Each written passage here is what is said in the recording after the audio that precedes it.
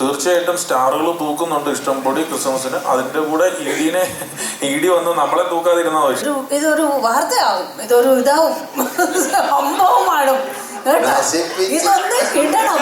അല്ലെന്ന് അതുകൊണ്ടാണ് അവരുടെ പടങ്ങൾ വ്യത്യസ്തമായിരിക്കുന്നു എന്നാണ് ഞാൻ പറഞ്ഞു വന്നത്. പോസ്റ്റേഴ്സുമായി അങ്ങനെ ഇത് കൈൻഡ് ഓഫ് പെർഫോമൻസ് ആണ് ബിനു ഇതിനകത്ത് ചെയ്തു വെച്ചിരിക്കുന്നത്. ഇത് കോട്ട് ഇട്ടത് കൊണ്ട് പറയാൻ എന്നോട് ലിസ്റ്റിൻ ചേട്ടൻ പറഞ്ഞതുകൊണ്ടാണ് ഞാൻ പറയുന്നത്. ഈ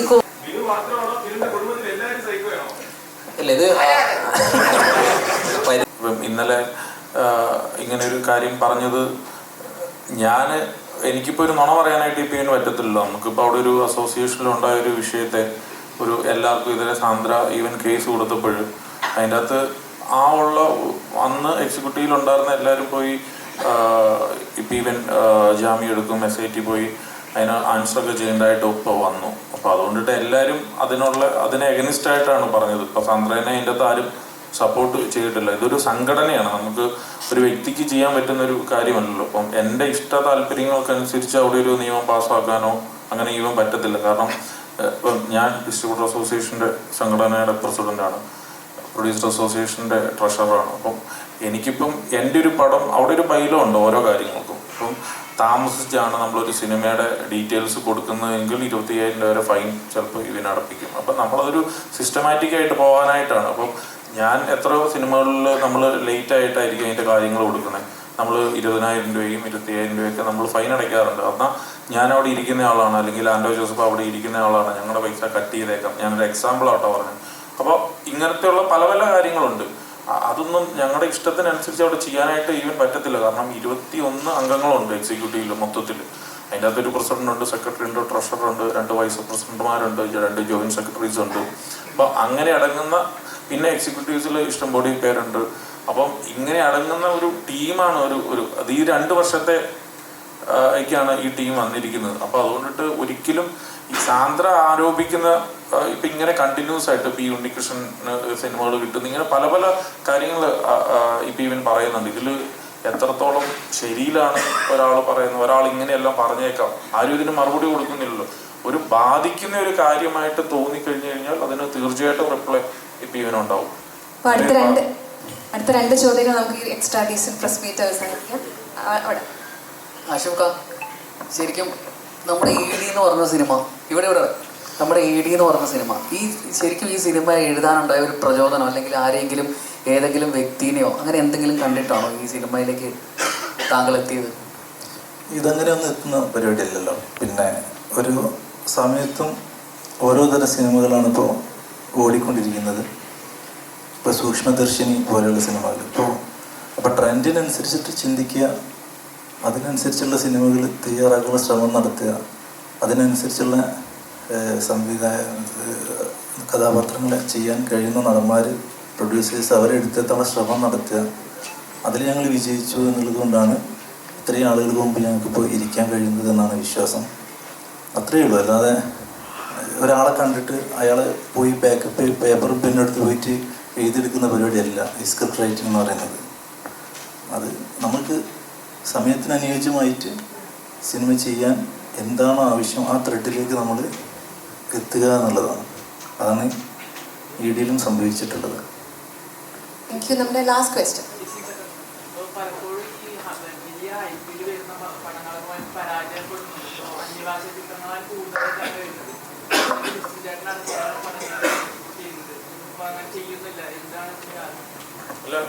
ഇപ്പോൾ പല സിനിമകളും ഓവർ റേറ്റഡ് ആയിട്ടാണ് പോകുന്നത്. നമ്മളൊക്കെ ഈ വലിയ റിസ്ക് എടുത്തിട്ടാണ് സിനിമകൾ എടുക്കുന്നത്. കാരണം നമ്മൾ വിജയുടെയൊക്കെ കണ്ടിന്യൂസ് 3-4 സിനിമകൾ ഞാൻ തന്നെയാണ് ചെയ്തിരുന്നത്. അപ്പോഴൊക്കെ എന്താണെന്ന് വെച്ച് കഴിഞ്ഞാൽ അതിനൊരു റേറ്റ് ഉണ്ടായിരുന്നു. നമ്മൾ മാക്സിമം സിനിമകൾ ഒരു MG രൂപത്തിലൊരു നിശ്ചിത എമൗണ്ട് കൊടുത്തിട്ട് നമ്മൾ വാങ്ങുകയാണ്. ഇപ്പം എന്ന് പറഞ്ഞു കഴിഞ്ഞാൽ വേറെ ആൾക്കാരൊക്കെ വന്നിട്ട് ഭീമമായിട്ടുള്ള വില കൊടുത്ത് വാങ്ങും. അതിനോട് നമുക്ക് കോമ്പീറ്റ് ചെയ്യാനായിട്ട് പറ്റത്തില്ല. കാരണം ഒറ്റ ദിവസത്തെ റിസൾട്ടിന് വേണ്ടിയിട്ടാണല്ലോ ഈ കോമ്പീറ്റ് ചെയ്യുന്നതെന്നുള്ളൊരു കാര്യം നമുക്ക് തോന്നുന്നുണ്ട്. കാരണം ഇപ്പോൾ റീസെൻ്റ്ലി അങ്ങനെ ഇറങ്ങി വന്ന പല സിനിമകളും വൻ പരാജയമാണ് ആവുന്നത്. അപ്പം അങ്ങനെ എടുക്കുന്ന 1-2 സിനിമകളുടെയൊക്കെ ലോസ് എന്ന് പറയുന്നത് 10-15 കോടി രൂപ ലോസ് ഉണ്ട്. അപ്പം അങ്ങനെ ഒരു 2 ലോസ് വന്നു കഴിഞ്ഞാൽ പിന്നെ നമുക്ക് സിനിമ ഫീൽഡിൽ തന്നെ നിൽക്കാനായിട്ട് ഈവൻ പറ്റൂല. അതുകൊണ്ടിട്ടാണ് നമ്മൾ അതിൽ നിന്നൊന്ന് മാറി നമ്മൾ വിശ്വസിക്കുന്ന കണ്ടന്റുകളിൽ വിശ്വസിക്കുക, കണ്ടന്റ് നല്ലതായിട്ടുള്ള സിനിമകൾ നിർമ്മിക്കുക എന്നുള്ളൊരു ഇതിലേക്ക് വന്നേക്കുന്നത്. പിന്നെ നമുക്ക് ഡിസ്ട്രിബ്യൂഷൻ അങ്ങനെ കിട്ടുന്ന സിനിമകൾ മാത്രം നമ്മൾ ചെയ്യുക. പിന്നെ ഈ ഹൈപ്പ് കൊടുത്ത് വരുന്ന സിനിമകൾക്ക് നമ്മൾ അതുപോലെ എന്താ പറയുക, കണ്ടന്റ് അതിൻ്റെ അകത്ത് ഇല്ലെങ്കിൽ തിയേറ്ററിൽ ഉറങ്ങിപ്പോകും. വെളുപ്പിന് 4 മണിക്കൊക്കെ വെക്കുന്ന ഷോകളിൽ ഭയങ്കരമായിട്ടുള്ള ഉറക്കങ്ങൾ സംഭവിക്കുന്നു. അപ്പോൾ അത് വെച്ചിട്ടുള്ള റിസൾട്ടാണ് പിന്നീട് വന്നുകൊണ്ടിട്ടിരിക്കുന്നത്. സോ ഇപ്പം നമ്മളിപ്പോൾ ഈ സിനിമയെ പറ്റി നമ്മളിപ്പോൾ ഇത്രയും ഭയങ്കരമായിട്ടൊക്കെ ഇവൻ പറയുന്നത്, ഞങ്ങൾക്കൊക്കെ പറ്റുന്ന രീതിയിൽ മാക്സിമം പറയുന്നത്, ഈ സിനിമ ഇഷ്ടപ്പെട്ടില്ലെങ്കിൽ ഇതിൽ എന്താണ് ഓൺലൈനിൽ നടക്കാൻ പോകുന്നത് എന്നുള്ളത് നമുക്കൊരു പൂർണ്ണമായ ബോധ്യമുള്ളവരാണ്. കാരണം നമ്മൾ ഈ ഫീൽഡിൽ തന്നെയാണല്ലോ നിൽക്കുന്നത്. സോ സിനിമയ്ക്ക് എന്തെങ്കിലും ഉണ്ട്, ഇതിൻ്റെ അകത്ത് എന്തെങ്കിലും ഒരു കരുത്തുറ്റ സംഭവങ്ങളുണ്ടെന്ന് തോന്നുന്നതിനെയാണ് നമ്മൾ കുറച്ചും കൂടെ ഒരു എക്സ്പോസ് ചെയ്ത് നമ്മൾ പറയാറ്. അപ്പം അല്ലാത്തൊരു കാര്യത്തെപ്പറ്റി പറയുകയാണെങ്കിൽ തീർച്ചയായിട്ടും അത് റിവേഴ്സ് ഗിയറിൽ തിരിച്ചു വരും എന്നുള്ള പൂർണ്ണ ബോധ്യമുണ്ട്. സിനിമ ഇനി ഇറങ്ങാനായിട്ടൊരു 3 ദിവസം കൂടെ മാത്രമേ ഉള്ളൂ. ഈ സിനിമ 100% ഞങ്ങൾക്ക് ഉറപ്പുണ്ട് ഇതൊരു മികച്ച നല്ല സിനിമയായിരിക്കും. സക്സസ് എന്ന് പറയുന്നൊരു സംഭവം ഏത് രീതിയിൽ എത്രത്തോളം പോയി അതിനെ ടച്ച് ചെയ്യും എന്നുള്ളത് അറിയില്ല. ഇപ്പം 50 കോടിയാണോ 25 കോടിയാണോ 100 കോടി, പക്ഷെ ഇതൊരു വൺ ഓഫ് ദ ബെസ്റ്റ് സിനിമയായിരിക്കും. ഞാൻ നിർമ്മിച്ച അല്ലെങ്കിൽ മാജിക് ഫ്രെയിംസിൻ്റെ ബാനറിലായിക്കോട്ടെ, വിലാസിനി സിനിമാസിൻ്റെ ബാനറിലായിക്കോട്ടെ, ഞങ്ങൾക്ക് ഒരു അഭിമാനിക്കാവുന്ന സിനിമ. ഇറ്റ്സ് എ ഗുഡ് ഫിലിം എന്ന് എല്ലാവരും പറയുന്ന തരത്തിലുള്ള ഒരു സിനിമയായിരിക്കും എന്നാണ് ഞാൻ വീണ്ടും ആവർത്തിച്ച് പറയുകയാണ്. ഇത് സുരാജ് വെഞ്ഞാറമൂട് എന്ന് പറയുന്ന അഭിനേതാവിൻ്റെ കരിയറിലെ വൺ ഓഫ് ദ ബെസ്റ്റ് സിനിമയായിരിക്കും എന്നുള്ളത് ഞാൻ എംബോസിഷൻ എഴുതിയ സ്കൂൾ ടൈമിൽ മാത്രമേ ഉള്ളൂ. പക്ഷെ വീണ്ടും അത് റിപ്പീറ്റ് ചെയ്ത് പറയുകയാണ്, ഇതൊരു വൺ ഓഫ് ദ ബെസ്റ്റ് സിനിമയായിരിക്കും എന്നുള്ള കാര്യത്തിൽ യാതൊരു സംശയവുമില്ല. തീർച്ചയായും നമുക്ക് ഒരുപാട് പ്രതീക്ഷ നൽകുന്ന നല്ലൊരു പ്രോമിസ് കൂടിയാണ്. ഇവിടെ ലാസ്റ്റ് ക്വസ്റ്റ്യൻ അവിടെ ശ്യാമിനോട് ഒരു ക്വസ്റ്റ്യൻ ചോദിക്കാൻ എന്ന് പറയുന്നത്, തീർച്ചയായിട്ടും സ്റ്റാറുകൾ തൂക്കുന്നുണ്ട് ഇഷ്ടംപൊടി ക്രിസ്മസിന്. അതിൻ്റെ കൂടെ ഇ ഡി വന്ന് നമ്മളെ തൂക്കാതിരുന്നാൽ, പക്ഷെ നമ്മൾ ഇ.ഡിനെ തൂക്കും എന്നുള്ള ഒരു പ്രതീക്ഷ കൊണ്ടിട്ടാണ് ജനുവരി 10-ാം തീയതി റിലീസിനിരുന്ന സിനിമ പ്രീപോണ്ട് ചെയ്ത് നമ്മൾ ഡിസംബർ 20-ാം തീയതി മറ്റ് സിനിമകൾക്കൊപ്പം മത്സരിച്ച് ഒരു റിസൾട്ട് കൊണ്ടുവരാൻ പറ്റുമോ ഇല്ലയോ എന്നുള്ള നോക്കാന്ന് പറയുന്നത് ഇതൊരു ചലഞ്ചിങ് ആയിട്ടുള്ള കാര്യമാണ്. നമുക്കൊരു ആവശ്യമില്ലാത്ത കാര്യമാണ്. ആക്ച്വലി നമുക്ക് തനിയായിട്ട് റിലീസ് ഉള്ളപ്പോൾ നമ്മളൊരു ഡിസ്ട്രിബ്യൂഷൻ ചെയ്യുന്ന ഒരു നല്ലൊരു കമ്പനിയാണ്. അപ്പോൾ അതുകൊണ്ടിട്ട് നമുക്ക് അങ്ങനെ സിംഗിൾ റിലീസ് കിട്ടുന്ന ഡേറ്റ് നോക്കി റിലീസ് ചെയ്യാനായിട്ട് PVN പറ്റും. അല്ലെങ്കിൽ മറ്റ് സിനിമകൾ ഒപ്പം ഉണ്ടെങ്കിൽ അവരോടൊക്കെ പറഞ്ഞ് നമുക്കൊരു മ്യൂച്വൽ അണ്ടർസ്റ്റാൻഡിങ്ങിൽ റിലീസ് ചെയ്യാൻ പറ്റും. ഞാൻ ഈ ആഴ്ച ചെയ്യാം, നിങ്ങൾ അടുത്ത ആഴ്ച ചെയ്യുന്നൊക്കെ പറഞ്ഞ് ഒരു കോമ്പറ്റീഷൻ ഒഴിവാക്കിയൊക്കെ ഞങ്ങൾക്ക് സിനിമകൾ ചെയ്യാനായിട്ട് പറ്റും. പക്ഷെ അതൊക്കെ ഒഴിവാക്കി ഡിസംബറിന് തന്നെ ഇങ്ങനത്തെ ഒരു കൊച്ചു സിനിമയെ 20-ാം തീയതി വന്ന് പ്ലേസ് ചെയ്യാം എന്ന് തീരുമാനിച്ചത് ഈ സിനിമയോടുള്ള 100% വിശ്വാസം കൊണ്ടിട്ട് തന്നെയാണ്. നോക്കാം. ശ്യാമേട്ടൻ, അപ്പോൾ ശ്യാമേട്ടൻ അഭിനയിച്ച സിനിമകളെല്ലാം തന്നെ സൂപ്പർ ഹിറ്റ്. അതായത് പ്രേമലു സൂപ്പർ ഹിറ്റ്, അമരനാണെങ്കിൽ പ്രേക്ഷകരെ ഒരുപാട് ഇഷ്ടപ്പെട്ടൊരു സിനിമ. അപ്പോൾ ഇനി ബർത്ത്ഡേ കൂടെ വരുന്നതെന്ന് പറഞ്ഞു. അന്ന് നമ്മൾ ED റിലീസ് ചെയ്യുന്നു. എന്താണ് എക്സ്പെക്റ്റേഷൻ? ഒരു സൂപ്പർ ഹിറ്റ് ആയിരിക്കും അതിനേക്കാളും വലിയൊരു ഹിറ്റ്? ഞാൻ നേരത്തെ പറഞ്ഞ തമാശയാണ്. ഞാൻ അഭിനയിച്ചുകൊണ്ട് സൂപ്പർ ഹിറ്റായ പടമൊന്നുമല്ല, നല്ല സിനിമകളായതുകൊണ്ട് പടങ്ങൾ ഹിറ്റായി അതിൻ്റെ ഭാഗമാവാൻ എനിക്ക് സാധിച്ചു എന്നുള്ളതാണ്. ED ആണെങ്കിൽ ഈ പറഞ്ഞ പോലെ ഒരു നല്ല സിനിമയാണെന്ന് തന്നെയാണ് എൻ്റെ വിശ്വാസം. അപ്പോൾ ഇപ്പോഴത്തെ ഒരു ട്രെൻഡ് വെച്ചിട്ട് കുറച്ചെങ്കിലും നല്ല സിനിമയാണെങ്കിൽ ആൾക്കാർ അത് ഏറ്റെടുക്കുന്നുണ്ട്. ചിലപ്പോൾ ചെറിയ സിനിമയായിരിക്കാം, വലിയ സിനിമയായിരിക്കാം, അധികം വലിയ പ്രൊമോഷനൊന്നും ഇല്ലാണ്ട് വന്ന ചില ചെറിയ സിനിമകൾ പോലും അടുത്ത കാലത്ത് ആൾക്കാർ ഭയങ്കരമായിട്ട് പറഞ്ഞ് ഭയങ്കര ഹിറ്റായിട്ടുണ്ട്. അപ്പോൾ എനിക്ക് തോന്നുന്നു EDയുടെ ഒരു പ്രത്യേകത എന്ന് പറയുന്നത് എൻ്റെ കഥയും പെർഫോമൻസസും തന്നെയാണ്. അപ്പോൾ എല്ലാവർക്കും എൻ്റെ ശബ്ദം മാറി, എനിക്ക് നല്ല ജലദോഷവും പനി. അപ്പോൾ അതുകൊണ്ട് തന്നെയാണ് എനിക്ക് ഈ സിനിമയുടെ ഒരു ഭാഗമാവാൻ സാധിച്ചു എന്നുള്ളത് തന്നെയാണ് ഏറ്റവും വലിയ സന്തോഷം. അപ്പം ഈ വർഷം തന്നെ പ്രേമലു, അമരൻ, അതിൻ്റെ ഒപ്പം ED പോലൊരു സിനിമയുടെ ഭാഗമാവാൻ സാധിച്ചു എന്നുള്ളൊരു സന്തോഷമുണ്ട്. ആ പടവും ഈ പറഞ്ഞ പോലെ 50 കോടി 100 കോടിയൊക്കെ പോകുന്നു ആഗ്രഹിക്കുന്നു. നമ്മളെല്ലാവരും ആഗ്രഹിക്കുമല്ലോ നമ്മുടെ പടം വലിയൊരു സക്സസ് ആവണം. അത്ര തന്നെയാണ് നമ്മുടെ ആഗ്രഹം. Thank you very much all of you. ബിനുവിൻ്റെയും ഫാമിലിയുടെയും അടിഞ്ഞാട്ട മ്യൂസിക് ഡയറക്ടറിനോടാണ്. ഓൾറെഡി ഇപ്പം ഹിറ്റാണല്ലോ സോങ്. ഇനി ഇതിനകത്ത് വേറൊരു പാട്ടുണ്ടോ ഹിറ്റാവാൻ? ഹിറ്റായാൽ നല്ലതാണ്. പക്ഷേ we have made few songs. കുറച്ച് 5-6 പാട്ടുകളുണ്ട്. സിനിമയുടെ സ്റ്റോറി ടെല്ലിങ്ങിനെ സപ്പോർട്ട് ചെയ്ത് പോകുന്ന പാട്ടുകളാണ്. പക്ഷേ ഞാൻ ഉണ്ടാക്കി കഴിഞ്ഞിട്ട് ഇവർ കേട്ടപ്പോൾ ദേ ഫെൽറ്റ് ഈ സോങ്സ് പുറത്ത് വന്ന ആൾക്കാർക്കും ഇഷ്ടപ്പെടും എന്നൊരു പ്രതീക്ഷ ഉണ്ട്. പക്ഷേ in my point of view ആ സിനിമയിൽ വന്ന് പോകുമ്പോൾ I think you have to enjoy the whole process of viewing the film. അതിനുവേണ്ടി ചെയ്ത പാട്ടുകളാണ്. അതിൻ്റെ അല്ലാതെ അത് വർക്കൗട്ട് ആയാൽ അത്ര സന്തോഷം. ഓക്കെ, ഇതിനകത്ത് മോസ്റ്റ്ലി ഒരു റാപ്പ് സോങ്സ് അങ്ങനത്തെ ടൈപ്പ് ഓഫ് സോങ്സ് ആണോ ഉള്ളത് ഇനി വരാനുള്ള? എല്ലാം ജോണേഴ്സും ഉണ്ട്. Rap promotional track was a mixture of Vijayalakshmi ചേച്ചി പാടിയതും തിരുമാലിയുടെ ഒരു കോമ്പിനേഷൻ ആയിരുന്നു. 2 വോയിസസ് എനിക്ക് ഭയങ്കര ഇഷ്ടപ്പെട്ട വോയിസസ് ആണ്. അപ്പോൾ അവർ യൂസ് ചെയ്യാൻ പറ്റിയ ആ ട്രാക്കിൽ അതിൻ്റെ ഒരു I was excited for it. പിന്നെ സിനിമയുടെ സ്റ്റോറി ടെല്ലിംഗ് ആ ഗ്രാഫ് മാറുന്നതനുസരിച്ച് the music of the film is also change. ഇപ്പോഴത്തെ ഒരു ട്രെൻഡ് നോക്കുമ്പോൾ ഇങ്ങനത്തെ ഒരു ജോണർ മാത്രമേ ഇനി അങ്ങോട്ട് പോകുള്ളൂ തോന്നിയിട്ടുണ്ട് എപ്പോഴെങ്കിലും as A music director? Because ഇപ്പോൾ കുറേ മെലഡീസ് ഒക്കെ മിസ് ചെയ്യുന്നുണ്ട്. ഒരുപാട് പഴയ പാട്ടുകൾ, പഴയ നല്ല നല്ല പാട്ടുകൾ നമുക്കിപ്പോൾ മിസ് ചെയ്യുന്നുണ്ട്. അപ്പോൾ ഇങ്ങനത്തെ ഒരു ജോണർ മാത്രമായിരിക്കും ഇനി നമ്മുടെ പുതുതലമുറയ്ക്ക് ഇഷ്ടപ്പെടുകയുള്ളൂ എന്ന് തോന്നിയിട്ടുണ്ടോ? അങ്ങനെ ചിന്തിച്ചിട്ടില്ല. പക്ഷേ ഈ സിനിമയ്ക്ക് ഡിമാൻഡ് എന്തായാലും ചെയ്ത് and we felt right at this. ചിലപ്പോൾ ഇത് തന്നെ ഒരു വർഷം കഴിഞ്ഞാൽ ഞങ്ങൾ കാണുമ്പോൾ വേറെ രീതിക്ക് ചെയ്യാമെന്ന് തോന്നുമായിരിക്കും. പക്ഷേ ഇപ്പോഴത്തെ ഒരു സെൻസിബിലിറ്റി വെച്ചിട്ട് we think this suits the film. എന്തായാലും തുടർന്നതൊക്കെ ഹിറ്റ് ആവട്ടെ. അതുപോലെ ഡയറക്ടറിനോടൊരു ക്വസ്റ്റ്യൻ ഉണ്ട്. നമ്മുടെ ഫസ്റ്റ് മൂവി ആയിഷയിൽ വിദേശ നടിക്കുള്ള അവാർഡ് മേടിച്ചു കൊടുത്തു. പിന്നെ നമ്മുടെ ഡെബ്യൂ ഡയറക്ടറിൻ്റെ അവാർഡ് കിട്ടി. ഈ എക്സ്ട്രാ ഡീസൻറ്റിൽ സുരാജേട്ടന് ഒരു അവാർഡ് മേടിച്ചു കൊടുക്കാൻ ഉള്ള പരിപാടിയാണോ? സുരാജേട്ടന് അവാർഡ് വാങ്ങി കൊടുക്കേണ്ടതില്ല എന്നാണ് എനിക്ക് തോന്നുന്നത്. കാരണം ആയിഷയുടെ ഫിലിം ക്രിറ്റിക്സ് അവാർഡായിരുന്നു രണ്ടും, മോണായിക്കും അതുപോലെ തന്നെ ഡെബ്യൂ ഡയറക്ടർക്കും ഉള്ളത്. സുരാജേട്ടൻ ഈ വർഷം ഈ സിനിമ അല്ലാതെ പേഴ്സണലി എനിക്ക് തോന്നുന്നു അതല്ലാതെയും ഗംഭീര പെർഫോമൻസുകൾ നടത്തിയ സിനിമകൾ ഇതിനു മുമ്പുണ്ട്. അതിൻ്റെ ആ പെർഫോമൻസിനേക്കാളും സുരാജേട്ടൻ ഇതുവരെ ചെയ്തിട്ടുള്ള ക്യാരക്ടറിനേക്കാളും ഒക്കെയും അതിനോടൊപ്പമോ അതിന് മുകളിലോ നിൽക്കാൻ പറ്റുന്ന ഒരു ക്യാരക്ടറാണ് ബിനു. ആ അർത്ഥത്തിൽ നമ്മൾ പറയുന്നത് ശരിയല്ല, കാരണം അവാർഡ് നമ്മുടെ കയ്യിലുള്ള കാര്യങ്ങളുമല്ല. പക്ഷേ സുരാജേട്ടനെ അവഗണിക്കാൻ പറ്റില്ല. ബിനു കൂടി വരുന്നതോട് കൂടിയിട്ട് സുരാജേട്ടൻ്റെ പരിപാടി ഒന്നുകൂടി ഹൈലാവും എന്നാണ് എനിക്ക് തോന്നുന്നത്.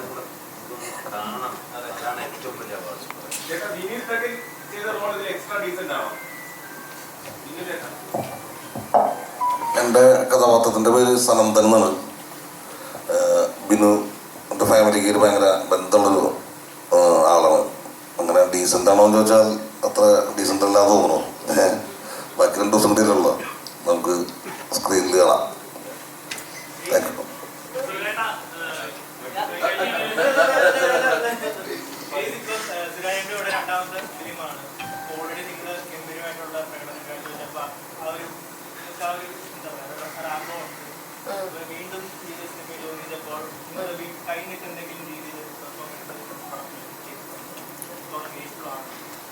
ആ കയ്യിൽ നിന്ന് ഒരുപാട് ഇടാനുള്ള അവസരം തന്നിരുന്നു. നല്ല ഫ്രീഡം തന്നൊരു ഡയറക്ടറായിരുന്നു.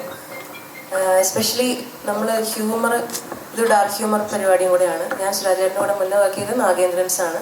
ഹ്യൂമർ ചെയ്യുമ്പം ഏറ്റവും കൂടുതൽ നമ്മൾ ശ്രദ്ധിക്കേണ്ടതും ഏറ്റവും കൂടുതൽ നമുക്ക് കിട്ടുന്ന ഒരു അനുഗ്രഹമാണ് നമ്മുടെ കൂടെ നിൽക്കുന്ന കോ ആക്ടർ നമ്മളെ എത്രത്തോളം നമ്മുടെ ക്യാരക്ടറും അപ്ലിഫ്റ്റ് ചെയ്യാനായിട്ട് സഹായിക്കുന്നു എന്നുള്ളത്. അത് സുരാജേട്ടൻ്റെ കൂടെ നിൽക്കുമ്പോൾ ഞാൻ ഒരുപാട് കാര്യങ്ങൾ എങ്ങനെയാണ് സുരാജേട്ടനെ അതിനെ ക്യാരക്ടറിനെ അപ്രോച്ച് ചെയ്യണം എന്നുള്ളതൊക്കെ നാഗേന്ദ്രൻസിൽ ഓൾറെഡി കണ്ട് എനിക്ക് പരിചയമുണ്ട്. അതിൽ ഞാൻ ഭാര്യയായിട്ടാണ് അഭിനയിച്ചത്. അതിലെനിക്ക് കിട്ടുന്ന ഫ്രീഡം വേറെയാണ് ആസ് എ ക്യാരക്ടർ. പക്ഷേ ഇതിൽ ഞാൻ സഹോദരിയായിട്ടാണ് വരുന്നത്. അപ്പോൾ എനിക്ക് ആക്ച്വലി ഒരു നമ്മൾ നോർമലി ആസ് എ പേഴ്സൺ നമ്മൾ ഭാര്യ സംസാരിക്കുന്ന പോലെ അല്ലല്ലോ സഹോദരി സംസാരിക്കുക. അപ്പം അത് ഇതിനകത്ത് വരുമ്പം അതിൽ കുറേ വ്യത്യാസങ്ങളുണ്ട്. സുരാജേട്ടൻ നാഗേന്ദ്രൻസിലെ ക്യാരക്ടർ എന്ന് പറയുന്നത് കുറച്ചും കൂടെ മീറ്റർ താഴെയാണ്. ഇതിൽ ബിനുവിൻ്റെ ക്യാരക്ടർ ഈ ഇവിടെയുള്ള എല്ലാ ക്യാരക്ടറിനേക്കാളും മുകളിൽ നിൽക്കുന്ന ഒരു മീറ്ററാണ് ബിനുവിൻ്റെ ക്യാരക്ടറിന്. അപ്പം അങ്ങനെ ഒരുപാട് സിറ്റുവേഷനിലൂടെ പോകുന്ന ക്യാരക്ടറാണ്. അപ്പം എസ്പെഷ്യലി നമുക്ക് കൂടെ വരുന്ന ആക്ടർ നമ്മൾ എത്രത്തോളം ഹെൽപ്പ് ചെയ്യുന്നു അതനുസരിച്ച് നമ്മുടെ ഓരോ ഷോട്ടുകൾ ബെറ്റർ ആവും, ഓരോ സീനുകൾ ബെറ്റർ ആവും, അങ്ങനെ സിനിമ ബെറ്റർ ആവും. എനിക്ക് സുരാജേട്ടൻ്റെ കൂടെ വർക്ക് ചെയ്യുമ്പോൾ കിട്ടുന്ന ഏറ്റവും വലിയൊരു പോസിറ്റീവ് സൈൻ എന്ന് പറഞ്ഞു കഴിഞ്ഞാൽ നമ്മളുടെ ഡയലോഗ്സും നമ്മൾ ചെയ്യാൻ പോകുന്ന എല്ലാ കാര്യങ്ങളും പുള്ളി ഭയങ്കര അവെയറാണ്. ആ സീനിൻ്റെ മുഴുവൻ ഏതൊരു ആക്ടർ കൂടെ വന്നാലും അവർ ചെയ്യാൻ പോകുന്ന എല്ലാ കാര്യങ്ങളെയും പറ്റി പുള്ളി ചോദിച്ചറിയും. എല്ലാ കാര്യങ്ങളെയും പറ്റി തലേദിവസം ശ്യാമനെയൊക്കെ തലേദിവസം വിളിച്ച് ഭീഷണിപ്പെടുത്തും, നാളെ എന്താണ് നീ ചെയ്യാൻ പോകണമെന്ന് ചോദിച്ചിട്ട്. അപ്പോൾ ഇത് പോസിറ്റീവേ. അപ്പോൾ അങ്ങനത്തെ ഒരു ഇൻവോൾവ്മെൻറ്റ് സുരാജേട്ടന് എസ്പെഷ്യലി ഈ സിനിമയിലുണ്ടായിരുന്നു. കാരണം പ്രൊഡ്യൂസറും കൂടെയാണല്ലോ നമ്മൾ. അങ്ങനെ ചെയ്യാൻ പോകുന്നത് എന്താണെന്ന് പുള്ളിക്ക് ഒരു അവയർനെസ് ഉണ്ടാവണമല്ലോ. അപ്പം സുരാജേട്ടൻ അങ്ങനത്തെ കാര്യങ്ങളിലൊക്കെ ഭയങ്കര ഇൻവോൾവ് ആയിരുന്നു ഈ സിനിമയിൽ. അതെല്ലാം നന്നായിട്ട് തന്നെ വന്നിട്ടുണ്ടെന്നാണ് വിചാരിക്കുന്നത്. അത് ഇല്ല, അത് ആ സമയത്ത് അങ്ങനെ അങ്ങ് വന്നു പോയതാ. പിന്നെ അത് ഇടയ്ക്കിടയ്ക്ക് കാര്യം അതെ അതെ അതെ അത് ആ ക്യാരക്ടറിലായിരുന്ന സമയത്ത് എനിക്ക് തോന്നുന്നു ഈ ഗെറ്റപ്പ് എല്ലാം ചെയ്ത് ഞാൻ കണ്ണാടിയിൽ നോക്കിയിട്ട് ഞാൻ തന്നെ വെറുതെ ഒന്ന് ചിരിച്ചു. അത് കൊള്ളാലോ ഈ ചിരി. അപ്പോൾ അതേ ഗെറ്റപ്പിലാണ് നമ്മൾ ലൊക്കേഷനിലോട്ട് ഞാൻ കയറി പോകുന്നത്. അപ്പോൾ ആ ഗെറ്റപ്പ് ഇവരാരും കണ്ടിട്ടില്ല. അപ്പോൾ ചെന്നപ്പോഴും ഇവരുടെ റിയാക്ഷൻ അപ്പം അതൊരു ഞാനും ചിരിച്ച് അതങ്ങനെ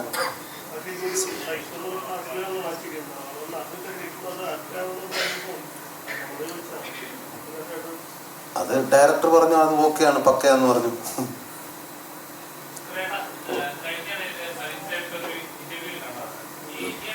ഞാൻ കണ്ടില്ല.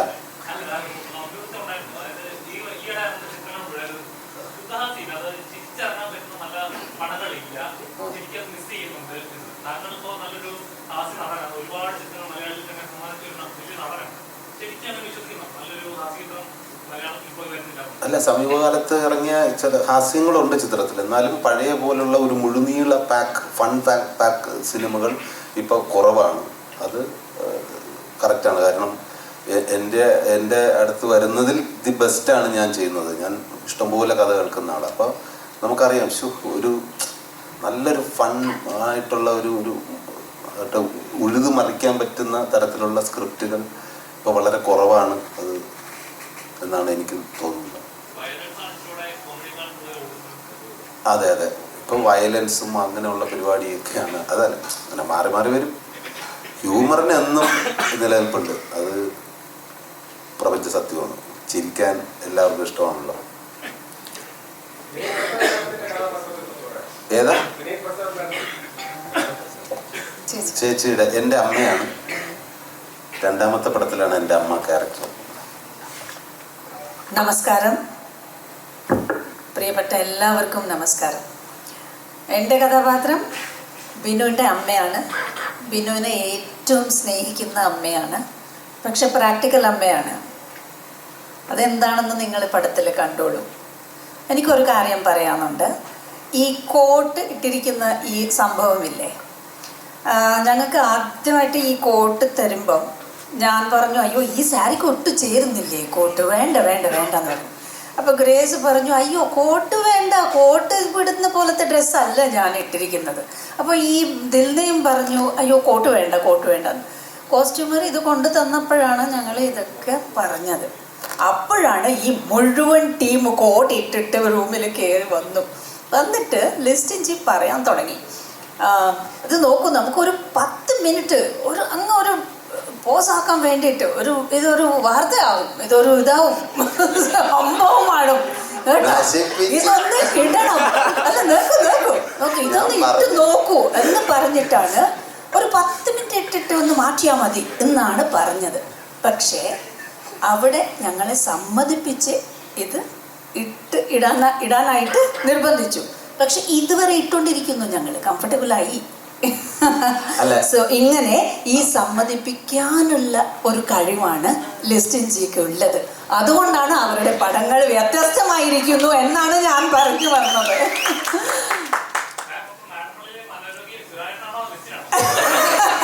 അയ്യോ മനോരോഗിയല്ലേ, ചികിത്സിക്കാൻ വന്ന എല്ലാവരും സൈക്യാട്രിസ്റ്റാണ്, എല്ലാവരും വൈദ്യന്മാരാണ്.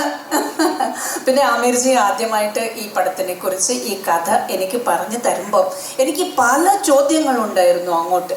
എല്ലാ ചോദ്യത്തിനും ഒരു സമാധാനകരമായ ഉത്തരമാണ് എനിക്ക് ആമിർജി തന്നത്. എന്നിട്ടാണ് ഞാൻ ഈ ക്യാരക്ടർ ചെയ്ത് നോക്കാം എന്നാണ് ഞാനിതിന് സമ്മതിപ്പിച്ചത് പോലും. നന്നായിരുന്നു, വെരി നൈസ് എക്സ്പീരിയൻസ്. ഈ ഇഡി കുടുംബം, ഈ കന്നഡയിൽ ഒരു വാർത്തയുണ്ട്, ഇടി എന്ന് പറയുമ്പോൾ അത് മുഴുവൻ എന്നാണ് പറയുന്നത്. അപ്പോൾ ഇഡി കുടുംബം, മുഴുവൻ കുടുംബം കൊള്ളാം. പിന്നെ ഇതിൽ ഞങ്ങൾ സംസാരിക്കുമ്പോൾ പറയാറുണ്ട്, എൻ്റെ കോഫിയിൽ കുറച്ച് എക്സ്ട്രാ ഷുഗർ ഇടണേ, കുറച്ച് എക്സ്ട്രാ പവർഫുൾ ആക്കണേ, എക്സ്ട്രാ കടുപ്പം ഉണ്ടാവണേ എന്നൊക്കെ പറയാറുണ്ട്. അങ്ങനെ ഇത് ഞങ്ങൾ എല്ലാവരും ഇപ്പോൾ എക്സ്ട്രാ ഡീസൻ്റായി. പിന്നെ ഈ സിറ്റിയിൽ കയറി വരുമ്പോൾ തന്നെ ജംബോ എക്സ്ട്രാ സ്പെഷ്യൽ പോസ്റ്റേഴ്സ് ഉണ്ടായിരുന്നു. ഒരു മഞ്ഞ കളറിൽ വലിയ പോസ്റ്റേഴ്സ് ഒക്കെ കാണുമ്പോൾ ഭയങ്കര സന്തോഷമാണ്. അപ്പോൾ എക്സ്ട്രാ പോസ്റ്റേഴ്സുമായി അങ്ങനെ ഇത് എക്സ്ട്രാ ഹിറ്റ് സിനിമ ആയിരിക്കണം എന്നാണ് എല്ലാവിധ ആശംസകൾ. Thank you. അപ്പോൾ നമുക്കൊപ്പം ദില്ലയുണ്ട്. ദില്ല ക്യാരക്ടറിനെ കുറിച്ച്. ഞാൻ ഇതിൽ സുരാജേട്ടൻ്റെ ഗേൾ ഫ്രണ്ടായിട്ടാണ്. അപ്പോൾ സുരാജേട്ടൻ്റെ എക്സ്ട്രാ ഡീസൻറ്റ് മുഖം മാത്രം കാണാൻ ഭാഗ്യമുള്ള ഒരു ഗേൾ ഫ്രണ്ടായിട്ടാണ് സിനിമയിലുള്ളത്. ബാക്കി സിനിമ കാണുമ്പോൾ മനസ്സിലാവും. എനിക്ക് ഒരു കാര്യം കൂടി പറയാനുണ്ട്. ഈ സുരാജ് എന്ന് പറയുന്ന ആർട്ടിസ്റ്റ് ഭയങ്കര അൺപ്രഡിക്റ്റബിൾ എക്സ്ട്രാ ആർട്ടിസ്റ്റാണ്. ഞങ്ങൾക്ക് കുറേ പടത്തിലൊക്കെ കണ്ടതാണ്. പക്ഷെ ഇതിലൊരു വേറൊരു ലെവൽ എക്സ്ട്രാ ഡീസൻസിയാണ് കാണിച്ചിരിക്കുന്നത്. അവരുടെ മുമ്പിൽ വെച്ച് അഭിനയിക്കാൻ നിൽക്കുമ്പോൾ നമ്മൾ അങ്ങനെ കണ്ട് നോക്കിക്കൊണ്ടിരുന്ന് പോകും. അതുവരെ he is an extra unpredictable performer and it is my honor to share the screen with him as his mother. Thank you. ഒരു കാര്യം കൂടെ പറഞ്ഞോട്ടെ. ഞാൻ നേരത്തെ പറഞ്ഞില്ലേ ശ്യാമിനെ തലേ ദിവസം വിളിക്കും എന്നുള്ളത്. സുരാജേട്ടൻ്റെ ഈ എക്സ്ട്രാ ഡീസൻസി മാം പറഞ്ഞപ്പോൾ ഓർത്തൊരു കാര്യമാണ്. നമ്മൾ ഷോട്ട് എടുക്കുന്ന സമയത്ത് ആക്ടേഴ്സ് നമ്മളോട് വന്നിട്ട് നീ എന്താ ചെയ്യാൻ പോകുന്നത് എന്നൊക്കെ ചോദിക്കുന്നത് എക്സ്പീരിയൻസ് ഉണ്ട്. പക്ഷേ പിറ്റേ ദിവസം എടുക്കാൻ പോകുന്ന കാര്യം തലേ ദിവസം വിളിച്ച് ചോദിച്ച് മനസ്സിലാക്കുന്നത് അതെനിക്ക് ഭയങ്കര ഒരു ചില സമയത്ത് വിയേർഡായിട്ട് തോന്നും. നമ്മൾ മറ്റേ എക്സാം എഴുതുന്ന സമയത്ത് നീ പഠിച്ചിട്ടുണ്ടായിരുന്നോ? അപ്പം നമ്മൾ പറയുന്നില്ല ഞാൻ പഠിച്ചില്ല. അപ്പം ക്ലാസ്സിൽ റിസൾട്ട് വരുമ്പം ആ കുട്ടിക്കായിരിക്കും ഫുൾ മാർക്ക്. അങ്ങനത്തെ ഒരു ടീമാണിത്. എല്ലാ ദിവസവും ശ്യാമിനെയും എന്നെയും വിളിച്ചിട്ട് നാളെ എന്താ ചെയ്യാൻ പോണേ നമ്മൾ എല്ലാ ഡീറ്റെയിലും പറഞ്ഞു. സുരാജേട്ടനല്ലേ വിളിക്കുന്നത്, ആക്ടർ കം പ്രൊഡ്യൂസറും കൂടെയാണ്. നമ്മളെല്ലാം അങ്ങ് മനസ്സ് തുറന്ന് പറയും. പിറ്റേ ദിവസം വന്ന് നിന്നിട്ട് നേരെ നമ്മൾ പറഞ്ഞതിൻ്റെ അപ്പുറമാണ് ചെയ്യണം. നമ്മളവിടെ നിന്നിട്ട് ഇതെന്താ ഈ മനുഷ്യൻ ഇങ്ങനെ ചെയ്യണേ എന്ന് തോന്നിപ്പോകുന്ന രീതിയിലൊരു പെർഫോമൻസ് ആണ് പുള്ളി കാഴ്ചവെക്കുന്നത്. ഇതിനെ പോസിറ്റീവ് ഞാൻ പറയാൻ ശ്രമിക്കുന്നത്, പുള്ളി മാം പറഞ്ഞത് 100% കറക്റ്റാണ്. അൺപ്രഡിക്റ്റബിൾ ആണ്. നമ്മൾ പിടിച്ചു നിന്നാലേ നമുക്ക് അവിടെ നിലനിൽപ്പുള്ളൂ എന്ന് പറയുന്ന ഒരു കൈൻഡ് ഓഫ് പെർഫോമൻസ് ആണ് ബിനു ഇതിനകത്ത് ചെയ്തു വെച്ചിരിക്കുന്നത്. ഇത് കോട്ട് ഇട്ടത് കൊണ്ട് പറയാൻ എന്നോട് ലിസ്റ്റിൻ ചേട്ടൻ പറഞ്ഞതുകൊണ്ടാണ് ഞാൻ പറയുന്നത്. ഈ കോട്ടിന് ഓരോന്നിനും 650 വെച്ച് ലിസ്റ്റിൻ ചേട്ടൻ റെന്റ് അടയ്ക്കുന്നുണ്ട്. ഇത് സത്യം പറഞ്ഞു കഴിഞ്ഞാൽ ചെറിയ സ്മെല്ലും ഉണ്ട്, ചെറുതായിട്ട് കൈയൊക്കെ ചൊറിഞ്ഞു തുടങ്ങുന്നുമുണ്ട്. ലിസ്റ്റിൻ ചേട്ടൻ സ്വന്തമായിട്ടുള്ള കോട്ടാണ് ഇട്ടിരിക്കുന്നത്. പുള്ളി റെന്റഡ് അല്ല, പുള്ളിയുടെ സ്വന്തമാണത്.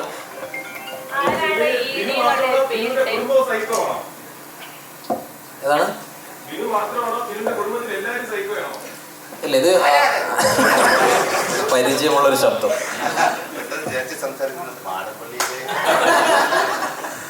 അല്ല, സൈക്കോ നേരത്തെ നമ്മൾ പറഞ്ഞ പോലെ ഇതങ്ങനെ സൈക്കോ എന്ന പോയിന്റിൽ മാത്രം നിർത്താൻ പറ്റുന്നതല്ല. ഓരോരുത്തരും ഫാമിലിയും അങ്ങനെ എല്ലാവരും സുരാജേട്ടൻ്റെ ക്യാരക്ടർ ഫ്ലേവറിന് അകത്ത് നിൽക്കുന്ന ആൾക്കാരാണ്.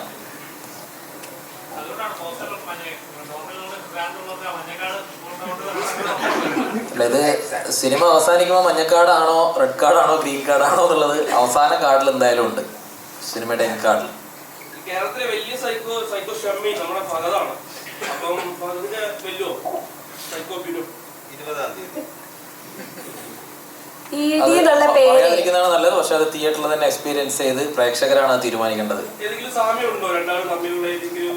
ഇല്ല, രണ്ട് ഡിഫറെന്റ് തരത്തിലുള്ള ക്യാരക്ടറിന്റെ ഒരു ആർക്ക് എന്ന് പറയുന്നത് ഷമ്മിയുടേത് എൻ്റെ ഡിഫറെന്റ് ആണ്. നമ്മുടെ ഇത് ഈ ഒരു സാമ്യമുണ്ടോ, ഒരേ ഒരു സാമ്യം. പേരിടാനുള്ള കാരണം അല്ല, ഇ.ഡി. എന്നുള്ള പേരിടാൻ കാരണം എക്സ്പീരിയൻസ്ഡ് ഗായ്. അപ്പൊ പിന്നെ ആ പേരിട്ടത്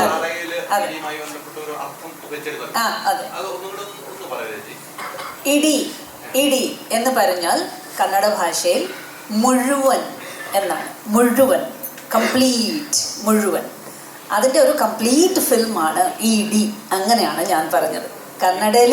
ഇപ്പോൾ കന്നഡയിൽ ഡബ്ബിങ് ചെയ്തു എന്ന് വെച്ചോ.